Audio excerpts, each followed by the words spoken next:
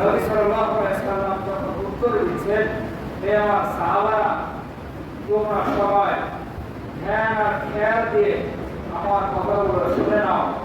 যখন আমি প্রথম সিঁড়িতে পা দিলাম, প্রথম সিঁড়িতে যখন পা দিয়েছি, দেওয়ার সময় জিবরাইল আলাইহিস সালাম আমার কাছে আসছে। আসার পর একটা দোয়া করছে। বলেন তো দোয়াটা কে করছে? ফেরেশতার নামটা বলে।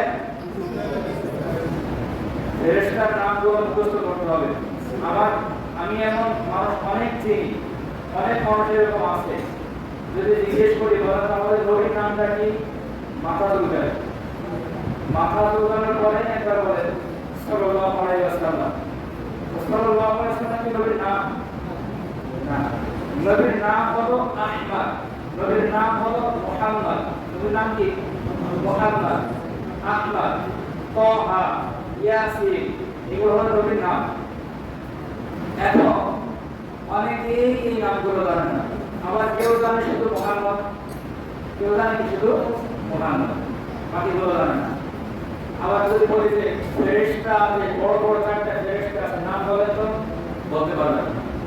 অনেক মানুষ কি বলতে পারবে না। তো রাসূল সাল্লাল্লাহু আলাইহি সাল্লামের কাছে বা অন্যান্য নবীদের কাছে যে ওহী নিয়ে আসছেন, এই ফেরেশতার নাম কি? জিবরাইল আলাইহিস সালাম। আবার সবাই বলেন কি নাম? পানি বর্ষণ হয় না, পানি বর্ষণ হয়। এই পানি বর্ষণের কাজে যে ফেরেশতা নিযুক্ত আছে, জানেন এই ফেরেশতার নাম? মিকাইল আলাইহিস সালাম। কি বলেন? মিকাইল। আরেকটা ফেরেশতার নাম, সে ইসলাম বুঝুক আর না বুঝুক, এই ফেরেশতার নাম সে ভালো জানে। ওনার নামটা কি? আজরাইল আলাইহিস সালাম। সবাই জানে। এই যে মরণাতে মৃত্যুবরণ করতে হবে, আর প্রত্যেক মৃত্যুর সময় মানুষের মৃত্যুর সময় কথা শুনলে তাকে সে ভালো জানে। আজরাইল আলাইহিস সালাম মানুষের জান কবজ করে। শুধু মানুষের না, যে কোনো প্রাণীর জান কবজ করে কে? আজরাইল আলাইহিস সালাম। আর আরেকটা ফেরেশতা আছে, এই ফেরেশতা কোনো কাজ করছে না। আল্লাহ তাআলা বলেছেন দাঁড়ায় থাকো, সে প্রস্তুত হয়ে দাঁড়ায় আছে সিংহার সামনে নিয়ে। আল্লাহ শুধু অর্ডার দিবে, সিংহায় ফুৎকার দাও, ফেরেশতা ফুৎকার দিবে।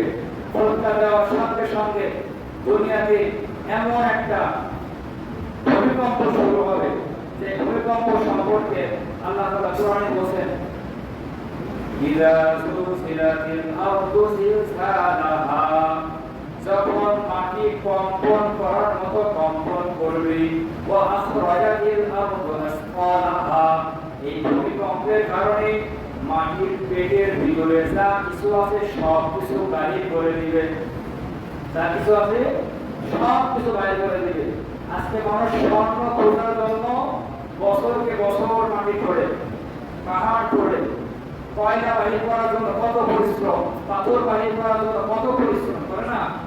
কিন্তু যেদিন এই ফুৎকার দেওয়া হবে, ফুৎকার দেওয়ার সঙ্গে সঙ্গে মাটি সব কিছু বের করে দিবে। মানুষের সামনে স্বর্ণ পড়ে থাকবে, মানুষের সামনে কয়লা পড়ে থাকবে।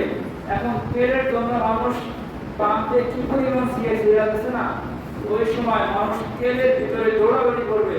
কিন্তু মানুষের ওই সময় এই সম্পদগুলো কোনো প্রয়োজনে আসবে না, মানুষ এই সম্পদের দিকে তাকাবে না। তখন মানুষ শুধু বুক থাপড়ে বলবে ইয়া নাফসি ইয়া নাফসি ইয়া নাফসি, আমাকে বাঁচাও আমাকে বাঁচাও। এই ফেরেশতা, যে ফেরেশতা সিংহায় ফুৎকার দিবে, এই ফেরেশতার নাম কি বলেন তো? ইসরাফিল আলাইহিস সালাম। আচ্ছা, চারটা ফেরেশতার নাম আমরা জানলাম। এখন বলেন নবীর কাছে যে দোয়াটা করছিলেন, এই ফেরেশতার নাম কি? জিবরাইল আলাইহিস সালাম।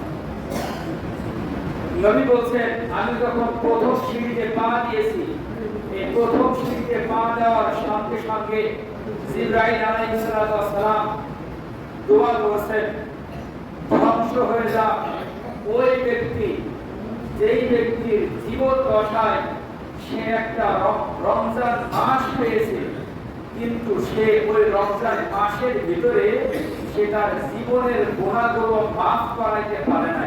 বলেন সবাই নাউযুবিল্লাহ। আল্লাহ আমাদের সবাইকে এই দোয়া থেকে হেফাজত করুন। আমিন। যদি আমরা এই দোয়ার ভিতরে শামিল হয়ে যায়, চিন্তা করেন তো আমাদের অবস্থাটা কি হবে। দোয়া করছে কে? জিবরাইল। আমিন বলছে কে? নবী।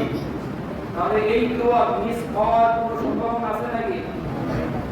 তাহলে ফেরেশতা দোয়া করছে ধ্বংস হোক ওই ব্যক্তি যে ব্যক্তি তার জীবদ্দশায় রমজান মাস পেয়েছে, কিন্তু সে রমজান মাস পাওয়া সত্ত্বেও সে তার জীবনের গুনাহগুলো মাফ করাইতে পারে নাই। আর এই দোয়া শোনার পর স্বয়ং নবী সাল্লাল্লাহু আলাইহি সাল্লাম বলেন আমিন। কি বলেন? আমিন।